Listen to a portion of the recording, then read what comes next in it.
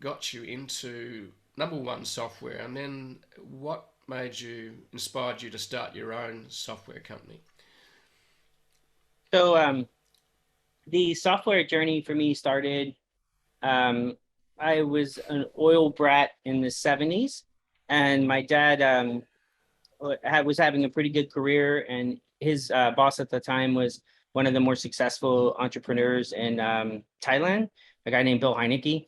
And I became good friends with Bill's son, and they were, financially doing pretty well. And so I would go and hang out with Bill's son during his name was David during the day, and him and I just kind of got to experience all kinds of cool things with him.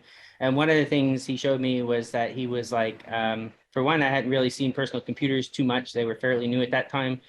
So he showed me his computer, and then he showed me that he could write code that would control the computer. And I thought it was like pretty magical and Mm. awesome. And so he told me that, well, I just took the classes down here. You could ask your dad to hook you up, and you could take those classes too. And so, pardon me.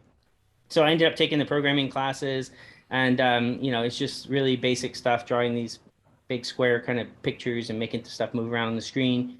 But that was my first taste, and I really enjoyed it. And it started out kind of as a hobby type thing for me. How old were Eh, you then?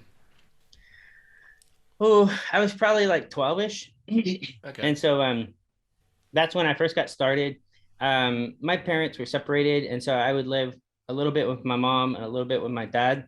And it was kind of, I got to see two very different sides of the social spectrum. I was living extremely poor in the South here in America, in Louisiana, when I'd live with my mom, and pretty well with my dad overseas in these different countries. So it was a pretty unique Mm. upbringing. But because of that, when I was in the States, I didn't have access to computers very often.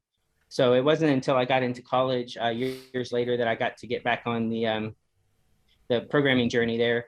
And I was motivated by like honestly like Pixar. Yeah. I thought the Pixar movies were really cool. I wanted to get into computer graphics, and one of the tables I was waiting on when I was a waiter at the time, they were in that industry, and they told me, if you can program computers, like you should do that, because that'll be the best way to kind of get into graphics. And so I went to college, pardon me, studying computer graphics.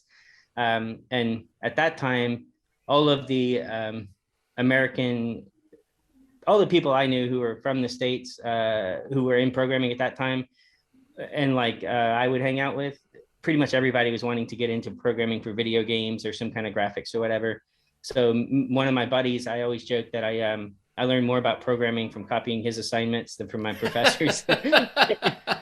And he actually is part of the Roblox IPO right now. He just made a ton of money off of that IPO, and he's worked at EA and all that kind of stuff. So he actually went that route with it.